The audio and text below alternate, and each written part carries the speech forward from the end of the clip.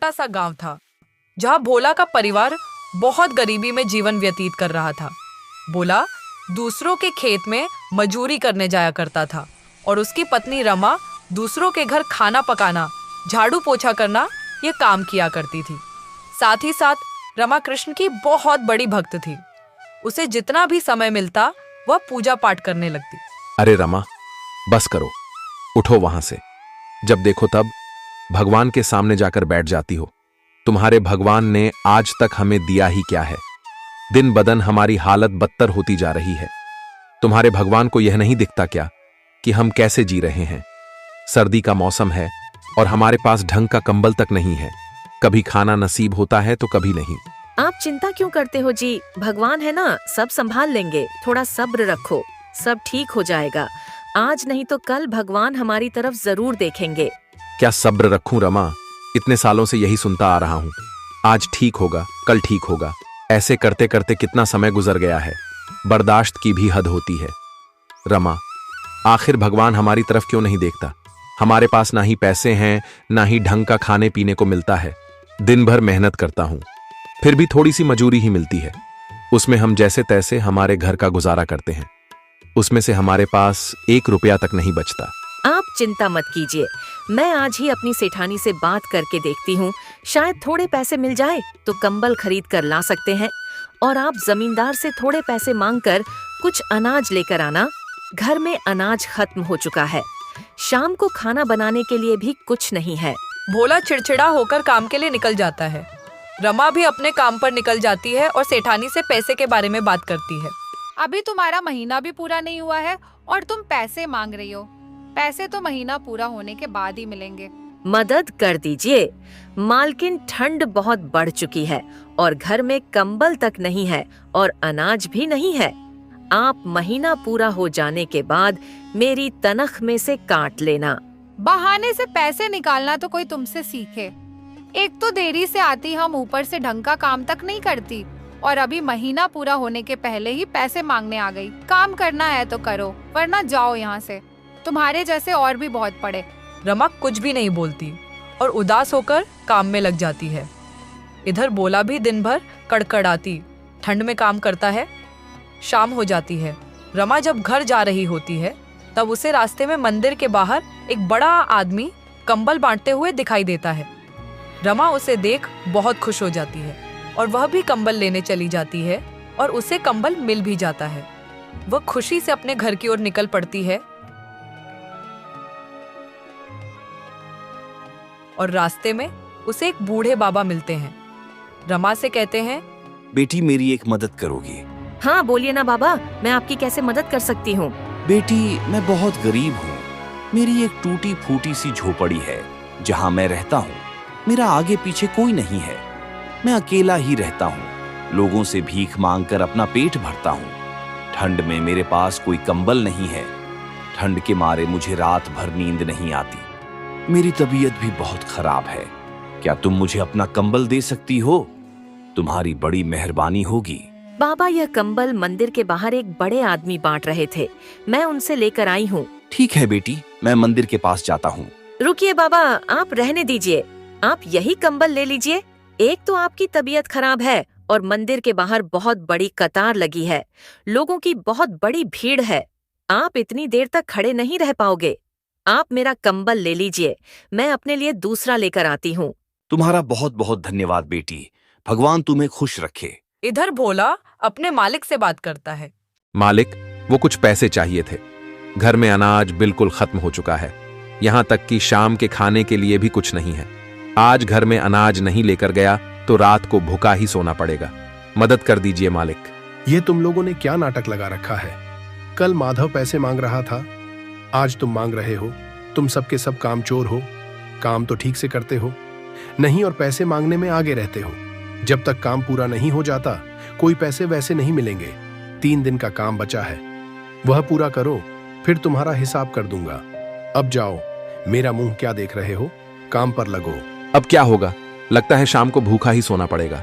पता नहीं कब तक ऐसा जीवन जीना पड़ेगा। और फिर रमा भी मंदिर की ओर निकल पड़ती है। लेकिन वह जब जाकर देखती है तो वहां पर कोई नहीं रहता। सारे कंबल बट चुके होते हैं। रमा उदास होकर घर की ओर चली जाती है। घर पहुंचने के बाद भोला गुस्से में रमा से बोल, यह क्या है रमा, तुम अब आ रही हो, इतनी देर कहाँ लगा दी? और क्या तुमने सेठानी से बात की? कुछ पैसे मिले? बात की थी, लेकिन उन्होंने मेरी बात नहीं मानी। वहाँ से पैसे नहीं मिले और रास्ते में मंदिर के बाहर एक बड़ा आदमी कंबल बांट रहा था। मैं भी वही कंबल लेने रुक गई थी। बहुत भीड़ थी, इसलिए देरी हो गई। तो कंबल कहाँ है, मिला नहीं? जी, कंबल मिला तो था, लेकिन रास्ते में एक बूढ़े बाबा मिल गए थे। उन्हें भी कंबल की बहुत जरूरत थी। मैंने सोचा हम तो इस उम्र में ठंड झेल लेंगे, लेकिन वह बूढ़े बाबा इस उम्र में ठंड का सामना कैसे कर पाएंगे। इसीलिए मैंने अपना कंबल उन्हें दे दिया। और फिर जब मैं फिर से कंबल लेने गई तो कंबल खत्म हो चुके थे। तुम्हारा दिमाग तो ठिकाने है। तुम्हें क्या जरूरत थी उन्हें कंबल देने की? खुद के पास कुछ नहीं है और चली हो समाज सेवा करने। आप निराश मत होइए जी, ईश्वर सब ठीक कर देंगे। भरोसा रखिए, यह बुरा समय भी कट जाएगा। शायद ईश्वर हमारी परीक्षा ले रहा हो। क्या ईश्वर लगा रखा है? ईश्वर ने क्या दिया है? हमें एक कंबल मिला था, वह भी तुम भलाई के चक्कर में दूसरे को दे आई। घर में खाने तक को एक दाना नहीं है। आज भूखा सोना पड़ेगा तुम्हारा। ईश्वर तो नहीं आने वाला। हमारा पेट भरने मालिक से बात की तो मुझे ही खरी खोटी सुनाने लगे। 1 रुपया तक नहीं मिला। देख लो, ये सहायता कर रहा है तुम्हारा ईश्वर। एक तो दिन भर मेहनत मजूरी करो और ऊपर से रात को भूखा सोना पड़ेगा। दोनों बहुत निराश हो जाते हैं और भूखे ही सो जाते हैं। तभी बाहर तेज से बारिश होने लगती है। ठंड और भी बढ़ जाती है। कड़कड़ाती ठंड और भूख के कारण दोनों को नींद नहीं आती। तभी दरवाजे पर कोई आता है। इतनी रात के बारिश में कौन हो सकता है? मैं अभी जाकर देखता हूं कौन हो भाई, और क्या चाहिए? भाई, मैं कपड़े बेचने का काम करता हूं। आपके बगल के गांव में ही रहता हूं। आज घर जाने में देरी हो गई है। ऊपर से बहुत बारिश हो रही है। कृपया करके मेरी एक मदद कर दोगे? कैसी मदद? सुबह से मैंने कुछ नहीं खाया, बस कपड़े ही बेच रहा था। और थोड़े बहुत कपड़े हैं जो नहीं बिके हैं। मेरे पास खाने का सामान है, लेकिन बनाने का कोई साधन नहीं। क्या तुम अपनी पत्नी से कहकर मेरे लिए खाना बना दोगे? तुम्हारी बड़ी मेहरबानी होगी। बहुत तेज भूख लगी है। मैं अपनी पत्नी से पूछकर बताता हूं, तुम यही रुको दरवाजे पर। कौन है जी और क्या बात है? पता नहीं, रमा कोई कपड़े बेचने वाला है। कह रहा है कि उसे बहुत भूख लगी है और खाने का सामान भी अपने साथ ही लेकर आया है। वह चाहता है कि तुम उसके लिए खाना बना दो। कोई बात नहीं, मैं बना देती हूँ। नहीं रमा, मैं उसे मना ही कर देता हूं। पता नहीं कौन है, कहां से आया है। इतनी रात को एक अनजान आदमी को घर में लेना मुझे ठीक नहीं लग रहा। और कोई चोर लुटेरा निकली तो वैसे भी कितनी रात हो गई है। अब कहां तुम खाना बनाओगी? पता नहीं कहां कहां से आ जाते हैं, ना जान ना पहचान। और कहता है मेरे लिए खाना बना दो। इधर हम कब से भूखे बैठे हैं और ये खाना बनाने की बात करता है। मैं उसे मना कर देता हूं। नहीं, आप उसे मना मत करिए। मेरी बात सुनिए, मुझे कोई दिक्कत नहीं है। मैं खाना बनाकर दे सकती हूँ। उसमें क्या ही समय लगेगा। खाना खाकर वह यहाँ से चला जाएगा। क्या पता उसे सच में खाने की बस जरूरत हो, भूख की तड़प। हमसे अच्छा और कौन जान सकता है। बेचारे की भूख शांत हो जाएगी। और कोई चोर लुटेरा निकला भी तो हमारे पास है ही क्या। उसे चुराने के लिए हमारे पास तो फूटी कौड़ी भी नहीं है। आप उससे वह सामान लाकर मुझे दे दो, मैं खाना बना देती हूँ। ठीक है रमा, तुम कहती हो तो मैं उसे भी तर बुला लेता हूं। ठीक है भाई, मेरी पत्नी तुम्हारे लिए खाना बना देगी। लाओ, खाने का सामान मुझे दे दो। वह आदमी अपने खाने की थैली देकर बोलता है कि अपनी पत्नी से कहना इसमें जितना भी सामान है सब सामान का खाना बना ले। रमा खाना बनाने लगती है और भोला को बोलती है, इसमें तो बहुत सारा सामान था, इतना सारा खाना वह खाएंगे? पता नहीं रमा कितने दिनों से भूखा है। उसने ही बोला सबका खाना बना के दे दो। लो भाई, खाना बन गया है, खा लो। इतना सारा खाना? तुमने ही तो बोला था, सो मेरी पत्नी ने बना दिया। मुझे नहीं पता इसमें इतना सारा खाना बन जाएगा। क्या तुम लोगों ने खाना खा लिया है? तुम हमारी छोड़ो, तुम खाना खाओ और जाओ यहाँ से। अरे भाई, गुस्सा क्यों करते हो? मैंने तो बस ऐसे ही पूछा था और तुम्हारी शक्ल बता रही है कि तुमने खाना नहीं खाया। एक काम करो, तुम दोनों भी साथ में ही खा लो। नहीं, ये खाना तुम्हारा है, तुम ही खाओ, हमें नहीं चाहिए। अरे ऐसे कैसे? एक तो तुम्हारी पत्नी ने इतनी रात को जागकर मेरे लिए खाना बनाया, यही बहुत बड़ी बात है। ऊपर से तुम लोगों ने अभी तक खाना नहीं खाया है और इतना सारा खाना तो मैं अकेले नहीं खा पाऊंगा। तुम भी मेरे साथ ही खाना खा लो, नहीं तो मुझे अच्छा नहीं लगेगा। रमा और भोला वैसे भी भूख से तड़प रहे होते हैं। दोनों मान जाते हैं और खाना खाने लगते हैं। फिर तीनों खाना खाने लगते हैं। खाना खाने के बाद वह आदमी बोलता है, वाह भाई, खाना खाकर मजा आ गया, बहुत ही स्वादिष्ट खाना था। अच्छा भाई, अब मैं निकलता हूं, और ये मेरे कपड़े की थैली तुम रख लो। तुमने मेरे लिए खाना वो बना कर दिया है, इतना तो मैं तुम्हारे लिए कर ही सकता हूं।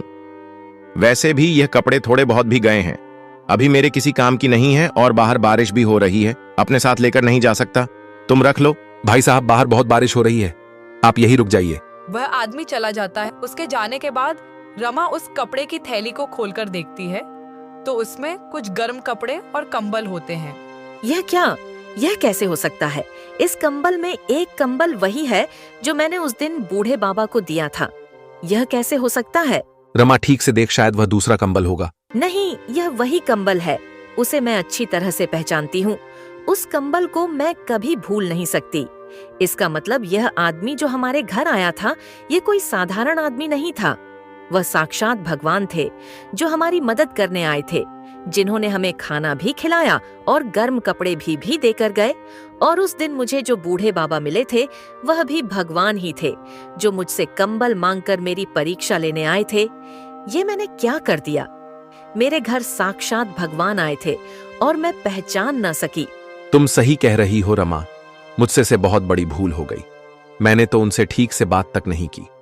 साक्षात भगवान मेरे घर आए थे और मैं उनके दर्शन भी ना कर सका।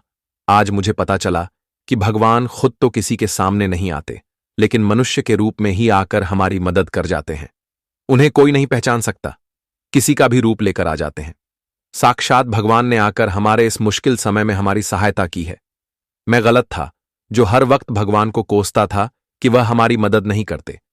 आज अगर वह नहीं आते तो हमें भूखा सोना पड़ता, और ऊपर से कड़कड़ाती ठंड में यह बारिश, हमारे पास तो कोई कंबल भी नहीं था, और उन्होंने कंबल के साथ साथ हमें गर्म कपड़े भी दे दिए ताकि हम इस ठंड से बच सके।